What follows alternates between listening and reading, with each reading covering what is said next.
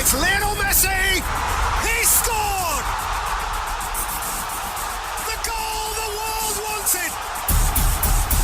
It's time for the biggest sports stories. It's Neymar trying to feed it through. It's a stretch and it's in! And I can't remember the last time I saw something like this. Extraordinary scenes. The biggest interviews. It's more difficult. Obviously, it's more difficult. And all the analysis right here. If they play poorly, they come back, they've got all the excuses. You can't have it both ways. Every weekday, it's my sport, it's your sport. It's ZiFM Sport. Let's join the team for the biggest show in the world of sport on ZiFM Stereo. My station, your station.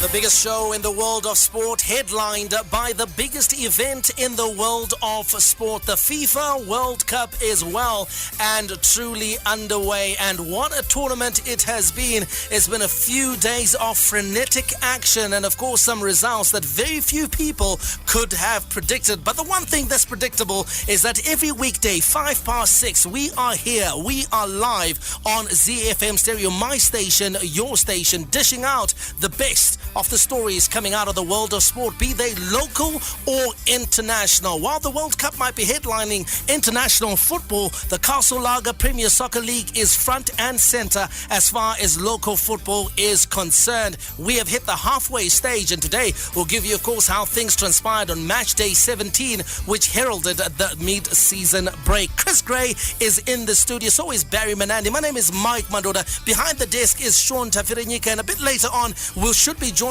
by Alois Gazaman Bunjira as we put you on the pulse of sport. And on a weekend wrap on the home front, the Castle Lager Premier Soccer League headlines before the league takes a 2-week break. Match day 17 saw Gift Mbweti's late strike help FC Platinum open a 6-point lead at the top of the log standings with a dramatic stoppage time win over Highlanders at Mandava, while Ngezi Platinum's title hopes suffered yet another reversal yesterday after they fell to Black Rhinos at the National Sports Stadium. In rugby news, Sables fly half Linian Stambwera missed a last gasp pressure kick as Zimbabwe's bid to qualify for next year's Rugby World Cup got off to a disappointing start following a seesaw home draw against Morocco in their opening match of the 2018 Rugby Africa Gold Cup on Saturday. And in tennis news, Zimbabwe Davis Cup player Takanyi Garanganga captured the International Tennis Federation ITF F3 Futures Tennis Tournament title after defeating compatriot Benjamin Locke in the final at Harare Sports Club on Saturday.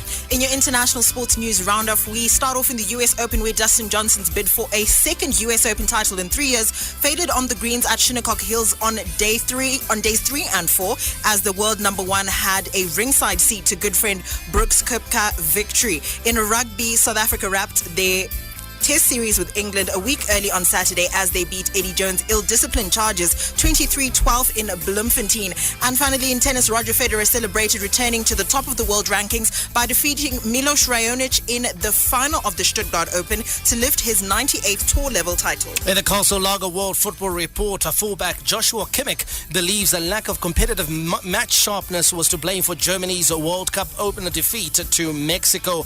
Iceland's National Broadcasting Service, RUV, has announced that 99.6% of Icelanders who were watching television on Saturday afternoon chose to watch their national team's World Cup debut against Argentina, a match which spoiled Lionel Messi's first game in Russia 2018. And Cristiano Ronaldo, CR7, is confident Portugal will progress to the knockout stages of the World Cup after his hat-trick stunned Spain in an astonishing 3-3 draw in Sochi. Action currently underway in Russia. Group B action is Belgium versus Panama, and we can tell you that the European nation Belgium lead 1-0. 51 minutes gone. They are one of the title favorites. They've got off to a brilliant start.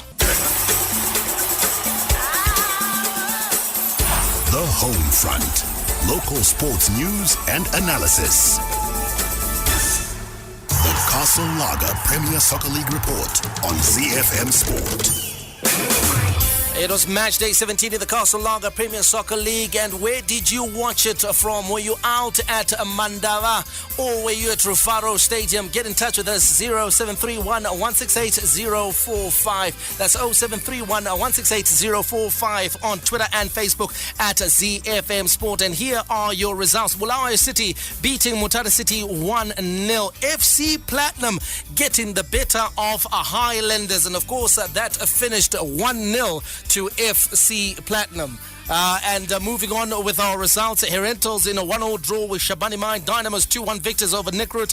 Chapungu beaten by Caps United 2-0 at Ascot. Bulawayo Chiefs losing to ZPC Kariba at home 2-0. Black Rhinos with perhaps the most impressive result over the weekend, 2-1 victors over Ngezi Platinum Stars, who are stuttering. We'll be discussing that a bit more a bit later on. Triangle United beaten at home by Chicken Inn 1-0, and Harare City impressive 3-0 victors over Yada. Let's go to Mandava, where Gift Mweti's late strike helped FC Platinum open a 6-point gap at the top of the log standings with a dramatic 1-0 win over Highlanders. Having won last weekend's blockbuster clash versus Ngezi Platinum Stars right at the death, the reigning champions maintained their winning streak and made sure Tonderai Ndiraya's men were heading into the mid-season break playing second fiddle. Mweti got on the end of a Farai Madananga cross to slot the ball home from inside the box in referee's optional time. Gift Mbweti Berry rising to the occasion.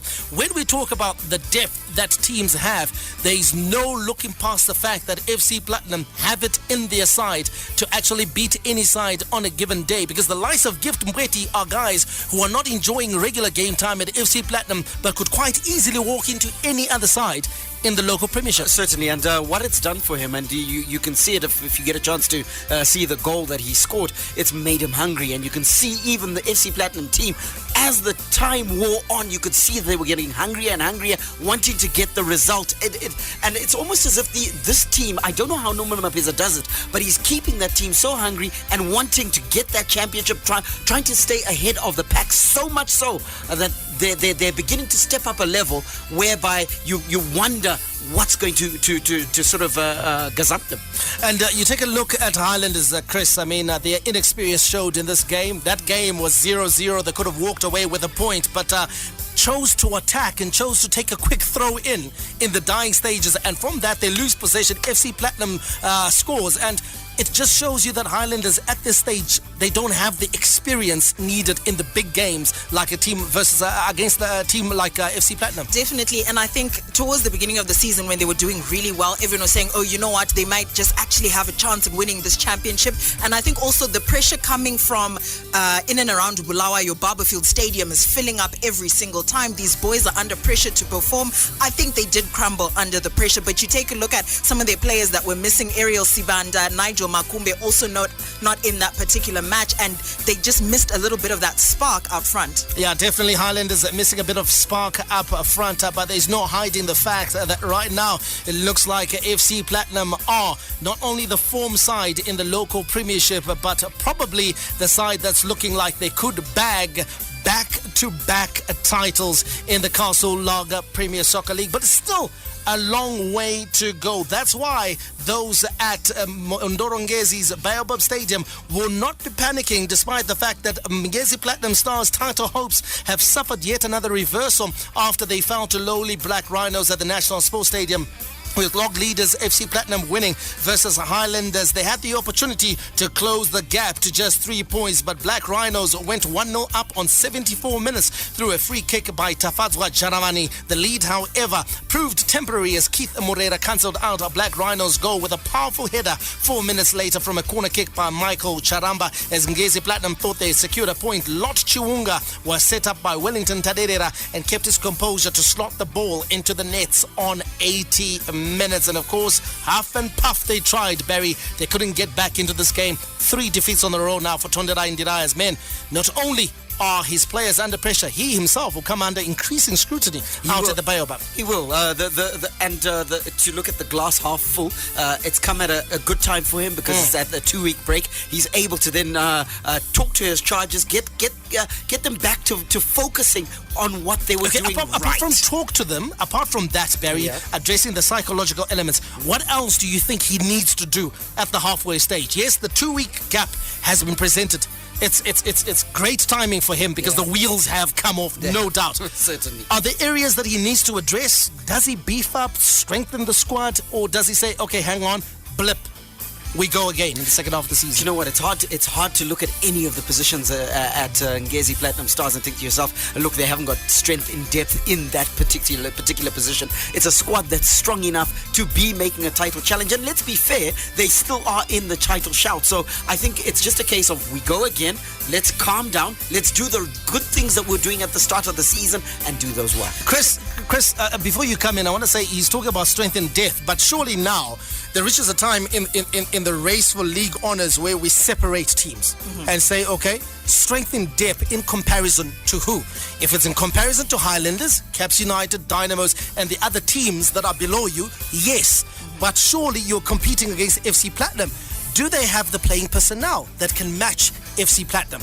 I think playing personnel they have. I think what's happening with Ngezi Platinum is obviously the loss of form, but also just mentally, I think there was a crumble. After that first defeat, after you've been going, you've had a long series of runs where you're winning games. That first defeat comes as a shock. A second defeat to FC Platinum, who is just literally behind you, and they go up to the top of the log. You've come down to second. And a third one, I think a lot needs to be done in terms of bringing up their confidence again, because they literally need to go back to the basics of literally winning every game as it comes and not necessarily focusing on the championship, because that's a lot more pressure. Oh, well, we want to hear your thoughts on 0731-168-045. We're talking local football. Umdlalo wethu, mthambo wetu wenavu, the Castle Lager Premier Soccer League on Twitter and Facebook at ZiFM Sport. And finally, Barry, just as we take a look at, of course, discuss FC Platinum and Ngezi Platinum Stars, you know, you go back, rewind 3-4 seasons ago, you know, the pressure was always on FC Platinum,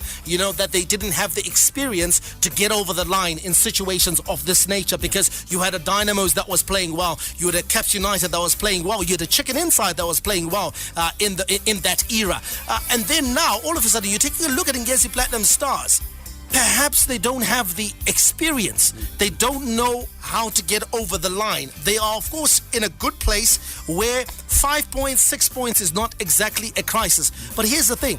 FC Platinum learned from their mistakes. They learned from their heartbreaks. And they had several heartbreaks, FC Platinum, in the last decade. For sure. And now they're in a place where they can get over the line because they've been there before, mentally. And I'm talking about mentally. 100%. And I think that the powers that are at Ngezi Platinum Stars don't need to panic, like you said at the top of this story, whereby they look, the championship is still wide open. Lots of football to be played. Get everyone's heads around the fact that we are in the title shout. However, we may not win it. What are we going to learn? How can we move forward from here and then move on? Alcohol may be hazardous to health if consumed to excess. The operation of machinery or driving after the consumption of alcohol is not advisable. Not for sale to persons under the age of 18 years. Castle Lager is more than just beer. It's pure liquid gold, crafted from the finest local ingredients to deliver a taste that is somewhat dry, somewhat bitter, but never sweet. It's the taste that stood the test of time. It all comes together with a castle.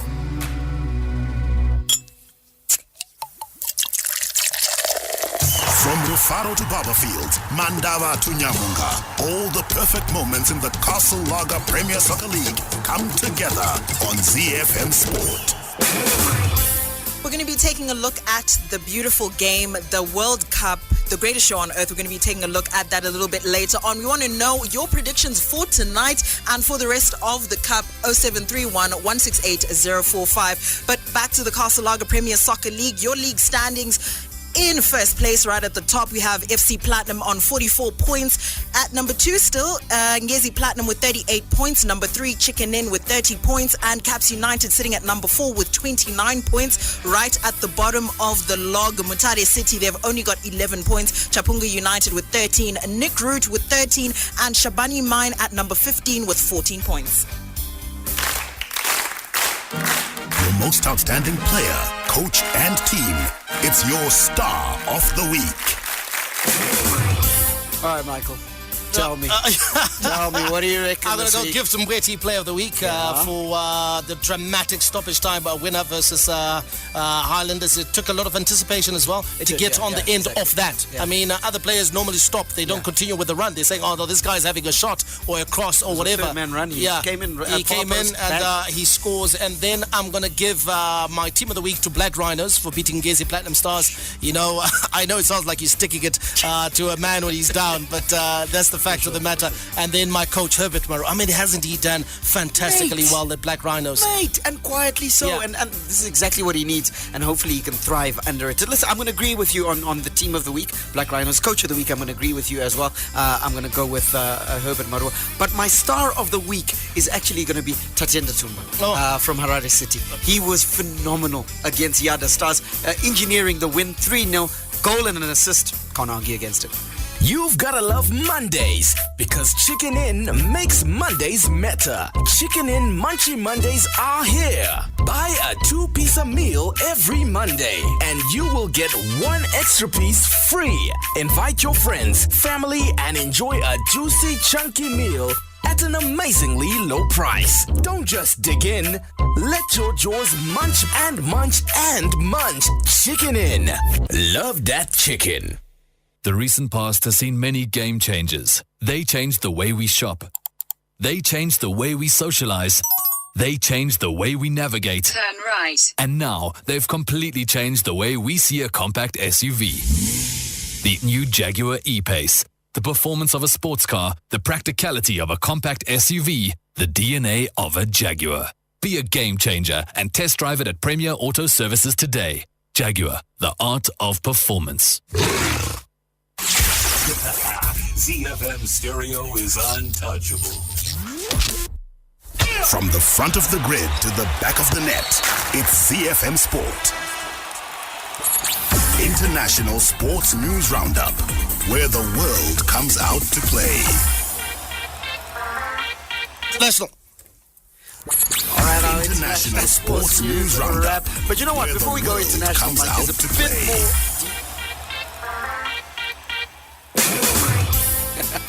Mike, before we go international, I think there's a bit more detail on the sport, on the local sports side we need to cover. There's, of course, tennis and rugby that took place over the weekend, where Zimbabwe's Davis Cup player Takanyi Garanganga captured the International Tennis Federation F3 Futures Tennis Tournament title after defeating compatriot Benjamin Locke 6-1, 6-4 in the final at Harare Sports Club. This was the second meeting between the two Davis Cup players in the final as they faced off again in the first week, with Locke emerging victorious. Saturday's final marked the conclusion of this year's ITF Futures tournaments in Harare. And in rugby news, Sables fly halves Linian Stambwera missed a last gasp pressure kick as Zimbabwe's bid to qualify for next year's Rugby World Cup got off to an exasperating start following a seesaw home draw against Morocco in a there's some rhyming there. There was a seesaw home draw against Morocco in their opening match of the 2018 Rugby Africa Gold Cup on Saturday. It was hardly the start that Peter de Villiers would have hoped for in his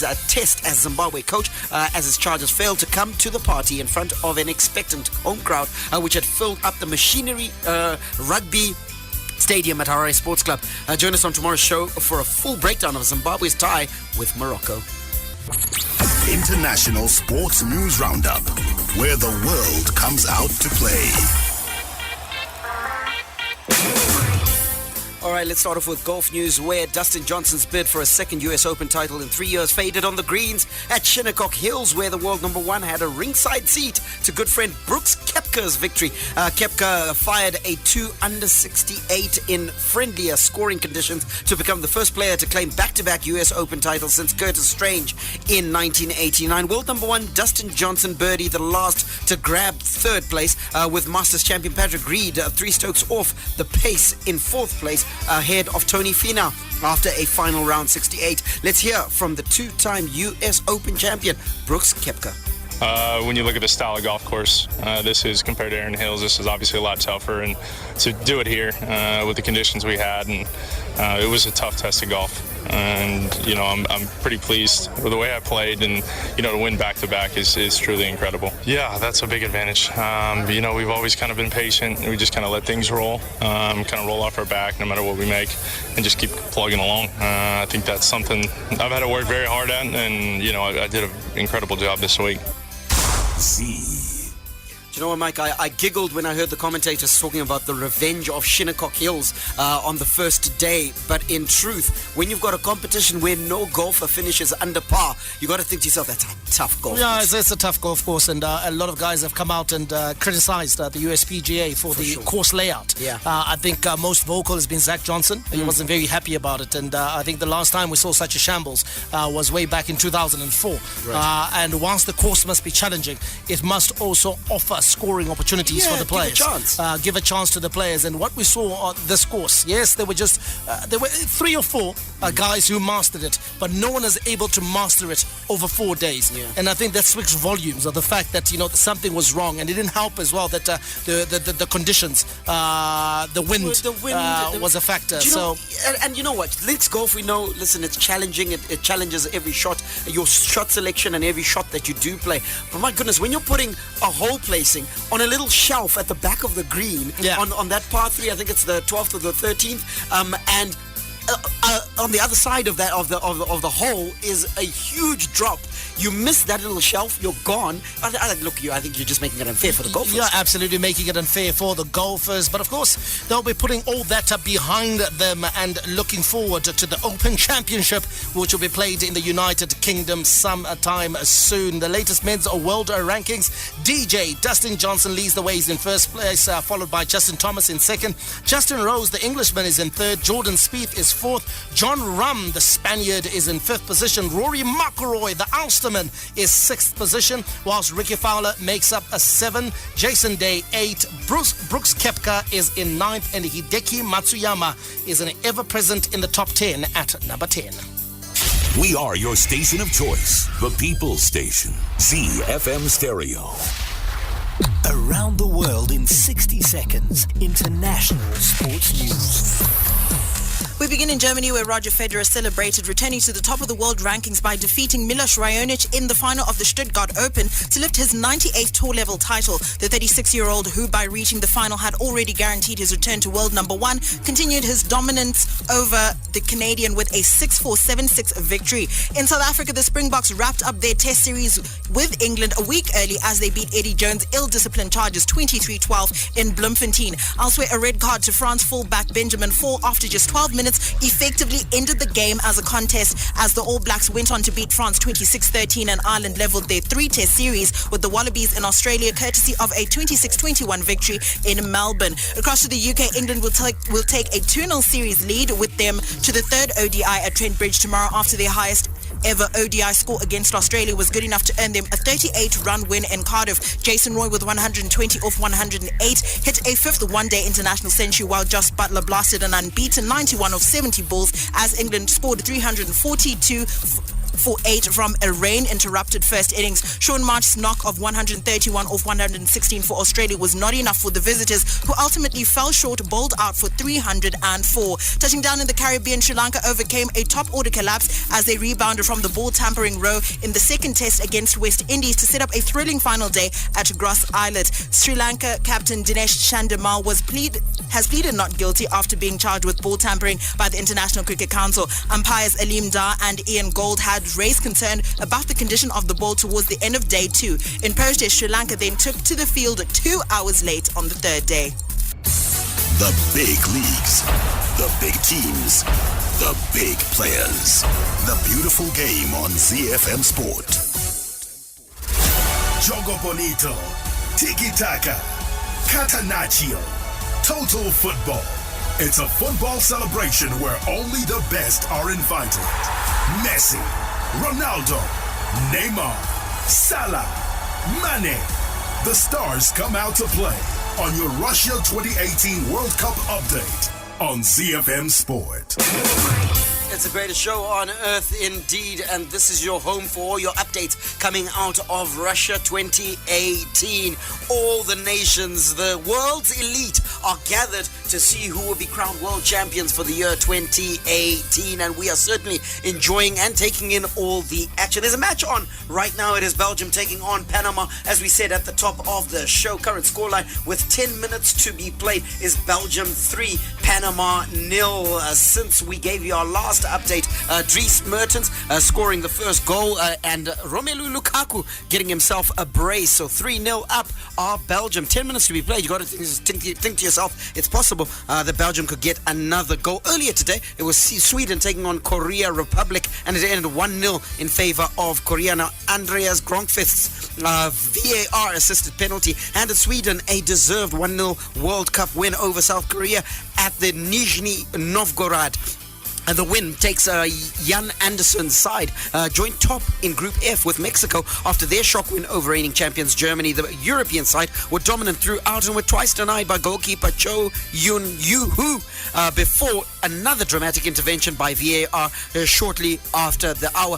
Great play by Sweden and good result for them, but I want to talk to you, Mike, about VAR.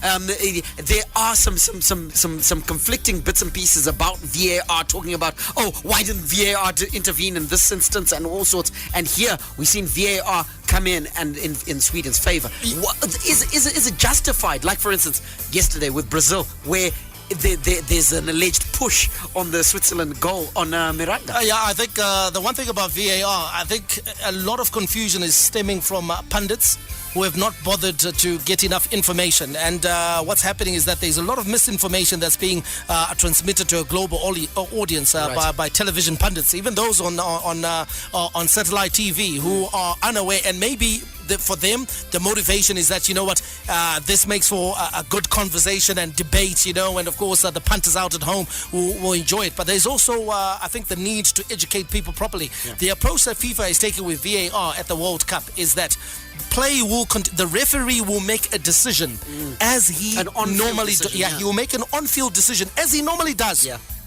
in a game, without VAR. Right. It's not for him to signal for VAR. No. He makes a decision. So he says it's like a penalty. A TMO in it's rugby. not. That's not the way it's functioning. Fans think that's the way that the ref is supposed to say, I don't know what happened, so let me ask for VAR. No, it's not supposed to function that way. He's supposed to make a decision to say, I've given a penalty or I haven't given a penalty. Right. Play then continues. VAR is then looking at the incident. Then they say to the referee, okay, good decision. There's something to look at, Or bad decision, there's something for you to look at. That's when he stops the play and then he signals VAR. And have a look. And then he goes and has a look. And remember, he's been given the final right of say as the referee. He is still the man in the middle. So VAR merely recommends that, hey, we think you got that call wrong. Come and have a look at it. He then goes and has a look. And then he then signals for a penalty if it's a penalty. So by its very name, video assistant referee, yes, it's supposed to assist the referee still, doesn't but here's the usurp his powers. The referee is hardly going to say technology is wrong. It's technology is wrong. I think if he's presented with the case, he's hardly going to say that is wrong. So in the case also of Miranda, Alois, before you come in, there people are talking about pushes and so forth. Yeah. I think it's important to also study the refereeing style at this particular World Cup. If you've noticed, this particular World Cup, play has been allowed to flow. We've had less free kicks at this stage of the World Cup than we've had in any other tournament. We've had less yellow cards in this free kick than we've had in any other tournament. I don't think Up to now, we haven't had a red card in this tournament. Why? Because FIFA have put an emphasis on free-flowing football and play. Nudges and minimal contact will not be signaled as fouls. And I think you saw Cristiano Ronaldo in the game against Spain. Twice he fell down looking for calls, but he read the ref and realized, I've got to stay on my field. One person who failed to read the ref was Neymar. He carried on falling, and half the time the fouls weren't given. So it's important for players sometimes to read the refereeing style at a tournament and realize, this I can get away with, this I can get away with. As for Miranda, you're a centre-back standing in your own box. You've got to be strong. The ref was never going to give that one. Yeah, you got to be stronger. Bunj, you wanted to come in? Yeah, no, I wanted to say that, this VAR, it has to be, there's a lot of improvement to be done on it. Because in the other game, the previous game, I was not happy at all that a minute later, the referee has to stop the match and go back to that incident that happened and award a penalty. Then it affects the players mentally. It's now when there's a foul and you carry on playing, it plays in your mind that maybe it's gonna come back. It's not right. It has to be instant. If the VAR guys, they have to be alert on that incident. They have to be quick enough. 1 minute is a long time for football to go on, and then you come back and say that incident is a penalty. Referee, please come and watch. I didn't like that incident at all. Yeah, I think 1 minute may be too long. Yeah, but generally, just in terms of explaining the protocol, that's how it's working. Yeah. So it's not the referee that's demanding for things to be looked at. The VAR team is just looking at incidents as they happen on the field of play, and of course guided by their protocol. They know the sort of things that they are looking at, things around goal action, penalties, and of course offsides, and then obviously the mistaken identity in the event of so people need to know exactly which things are being guided by VAR. The strange thing is we've actually even seen players demanding VAR from the referee. It's not going to happen. Especially Brazil, they did that on the and tell the referee, no, look at the screen, look at the replay. No, but the decision would have been made by the VAR team that are there that no, it's okay. My hope is if you go back to cricket when VAR was not VAR. What? DRS. What? The VAR in football, DRS. Remember when DRS was first introduced? The Indians struggled with DRS. They battled with its interpretation. Yes. It takes you also sitting down and studying the system and saying, okay, as players, do we understand? What are the things that sometimes you get the feeling that these players have not been educated on the four aspects that VAR is covering. Exactly. Because if you see players saying, okay, let's go to VAR, when VAR... there's been no education to the players. You're so right. I think the best way to educate players is to just tell them, play football the way you know how to play football. Even if you see the ball bouncing into the net, over the line, carry on playing. Don't mind the referee. Let the referee tell you what to do. But as for you, just continue doing what you know best. Just play football, carry on as if nothing has happened. Okay, let's give you an update on that game. It's close to ending, just 2.5 minutes before we get into added time. Belgium are leading Panama 3-0. Group G action for you. And of course, just one first round match that's remaining. We'll be building up to that match a bit later on. It features the Three Lions of England taking on the Carthage Eagles of Tunisia. It should be a cracker. But before we get there, let's do a roundup of the weekend's action. Will the Pharaohs rule in Russia? Will the Carthage Eagles swoop to victory? Will the Lions of Teranga roar? Will the Super Eagles soar? Or will the Atlas Lions snap their way to victory? Africa, do you believe? Just going back to Friday, and there was a tasty encounter between Portugal and Spain. Cristiano Ronaldo confident, though, that Portugal will progress to the knockout stages of the World Cup after his hat-trick stunned Spain in an astonishing 3-3 draw in Sochi. Ronaldo, at 33 years and 130 days, became the oldest player to score a World Cup hat-trick, twice putting Portugal ahead before his 88th minute free kick secured a precious point. It was the 51st treble of Ronaldo's goal-filled career, as he became the fourth player to score in 4 different World Cups and the first to do so at 8 consecutive international tournaments. Now, after the game, Ronaldo said the draw against Spain is a positive start for Portugal. Portugal vai tentar passar. As I said before the World Cup started, Portugal is going to start to move on through the group stage. We know that's going to be hard, as we've seen today, and we have to think match by match. That's what we have to do. We are not the favorites, but we're candidates, and therefore we'll do our personal best. And like I said before, already on Wednesday against Morocco, to try and win and to be able to move on to the next stage, which is what we would like. I think the team is doing very well, and we're going to do well for sure.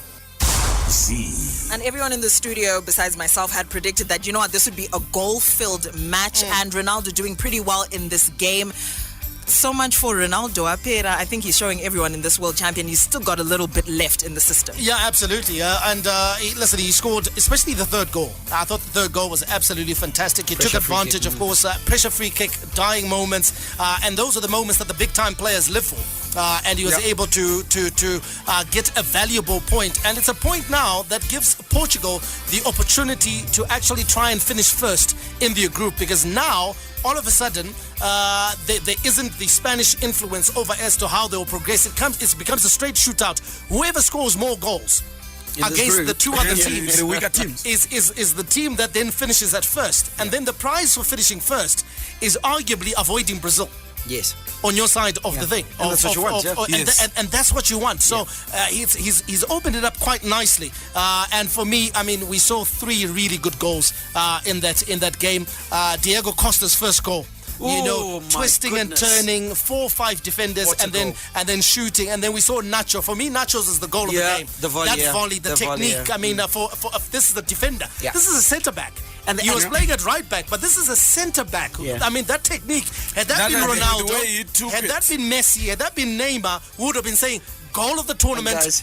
Done and delivered. They always look better when they come off a post. They always look better, and it came off the post. Fantastic goal. No, the curling. Yeah, the curling of the shot. It went outside and then inside. Yes, the curling of the shot.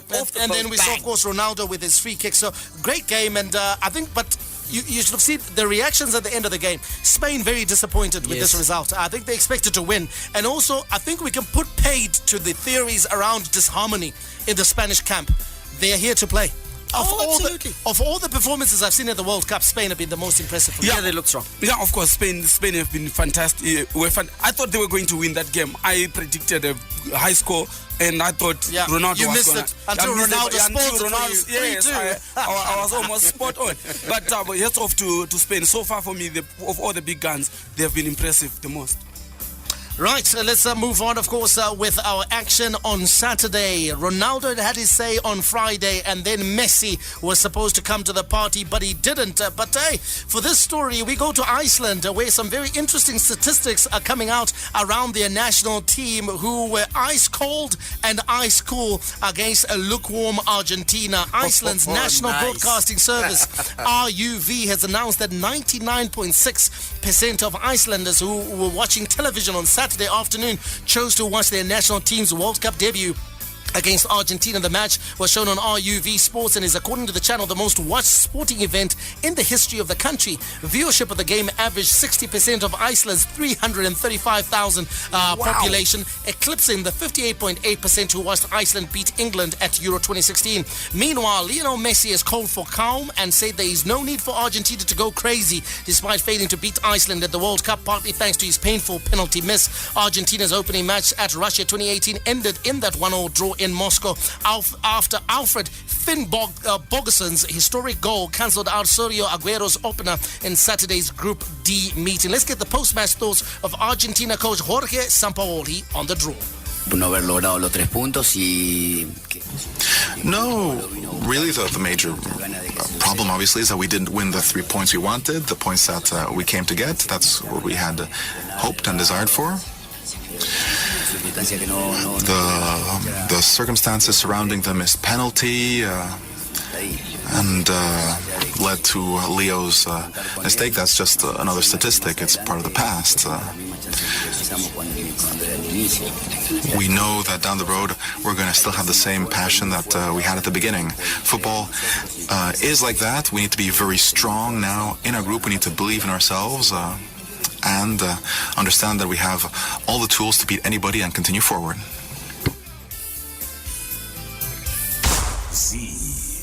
That is, of course, Argentina's first game. Alois, what do you make of this first game? I mean, very difficult game for Argentina against a well-drilled Iceland side. Yeah, I think Iceland, they had a lot of energy and they had a game plan. You know, they had planned their game very well, like we discussed earlier, that they just wanted to put a brick wall. They didn't care. For them, 1 point was good enough. They just wanted to avoid a defeat against Argentina, and they did so. They did it so well.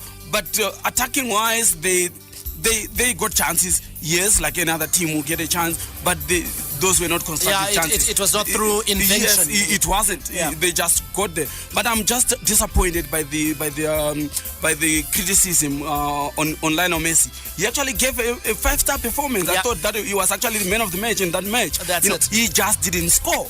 You know, sometimes when people look at football, I don't know how they do look at it, because they're just looking at Lionel Messi as a goal-scoring machine. He is not. Whenever he was in possession of the ball, he was dangerous. Any of those chances that he created could have been a goal, and the story could have been different. I thought he did well. Argentina, after Spain, I think Argentina played better football than any of the rest of the squads. They just didn't get the goals that they needed because of the way Iceland played. But hats off to Argentina. I think they will progress through easily. Now, some more results from Saturday. France with a 2-1 win over Australia. Peru going down 1-0 to Denmark. And Croatia 2-0, much to the demise of the rest of Africa against Nigeria. Alcohol may be hazardous to health if consumed to excess. The operation of machinery or driving after the consumption of alcohol is not advisable. Not for sale to persons under the age of 18 years. Live it. Feel it. Share the excitement of the Russia World Cup 2018 with Castle Lager. Soak in the exhilaration of the World Cup with our Moscow Nights in the Castle Lager Dome at the venue. Visit the Castle Lager Zimbabwe Facebook page right now. Tag your friend and comment with #Castle Moscow Nights, and you could win a ticket to watch a live match on a high-definition giant screen with studio-quality sound and ice-cold Castle lagers in the company of friends. It all comes together with a Castle. Style, elegance, determination, passion. Football comes alive in Russia and on ZiFM Sport. Let's just do a quick wrap of Sunday action and the results that came out. Costa Rica beaten by Serbia 1-0. Brazil surprisingly held to a 1-1 draw by Switzerland, and Germany, the defending world champions, losing 1-0 to El Tri. Of course, that is Mexico. 1-0, guys. It's not the first time it's happened before. We have seen our world champions go down in the opening match and then bounce back, but we've seen other nations affected by an opening round defeat. I mean, those that have managed to bounce back very well, I think Argentina, Italia 90, they lost to Cameroon, still went all the way to the final. Yes. Spain in 2010 lost their opening game, went all the way to win it. But those that have been affected by it, you go to France in 2002. They never recovered from that defeat to Senegal. So this one was disappointing. Did we see enough, Barry, in Germany to suggest that, you know what, blip, they'll be back? Yeah, we did. Look, there were chances that they created that you think to yourself, on a better day, in another way, they could have probably put the ball in the back of the net. So for me, I think Germany, no reason to panic, and they look like they're mentally strong as well. You got a lot of experience in that side. So for me, I think it's a team that bounces back. I'm panicking about Germany. I'm panicking. Why? Because they were disorganized. You know, that was the definition of a disorganized team. Mexico could have scored 5 goals in that match. Yeah. If they were clinical.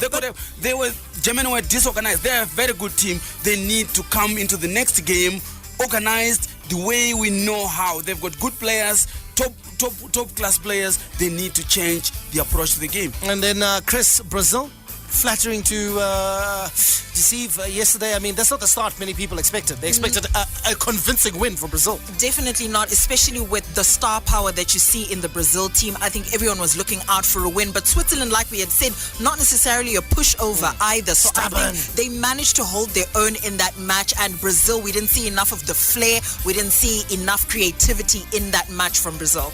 Brazil, of course, they'll have opportunities to bounce back. But we are just 1 hour, 3 minutes away from the official start of the World Cup. What am I talking about? God save our precious queen. The 3 lions. Send the victory. World Cup, you don't tanga England. That's true. And of course, let's just give you the result that's come in from that Group G matchup between Belgium and Panama. It's ended 3-0. Dries Mertens with the first for Belgium, and then Romelu Lukaku, the Manchester United hitman, getting 2 goals for himself. Good start for Belgium, and it leads us to England Alois, England versus Tunisia. Joy for Africa or more heartache? More heartache for Africa. And, you know, when it comes to England, even in Africa, we've got this soft spot for England. So love, hate, Chris. That's what it is. Oh, we're good former colonial subjects out here. And even globally, just the brand. Globally, England, everyone will be watching England tonight. Yeah, look, it's no surprise that they're playing at prime time worldwide. So I think that look, England are a huge brand. And for me, this is a good team that they've got over there. So for me, Tunisia gets put to the sword. Tunisia takes about a drubbing of 3. If they can get a goal, great. I think this one ends 3-1. Okay, predictions quickly, Alois. Honestly speaking, I want England to win. Okay. I'm sorry, Africa. 2-0 to England. 2-0, Chris. I'm going to go the same. 2-0. 2-0. Barry? 3-1. 3-1. Okay, I'm going with 3-0. And I fancy Harry Kane. And Jesse Lingard. I think I can see 3 goals coming out of England. I think they should be able to do the business. With that smile, you actually want them to win, huh? No. I want England to win. I love England. I think everybody wants England to win. I wouldn't even mind them winning the World Cup. We are together. Yeah, England, you know, we love to hate them, but everyone will have interest around the England game. Dare to dream, Michael. Not since 1966. Yes. It's been a long time. We'll be back tomorrow. Catch us then. May God richly bless you. That's my story. And I'm sticking to it. Manande, out. Be sure to catch ZiFM Sport every weekday on ZiFM Stereo. My station, your station.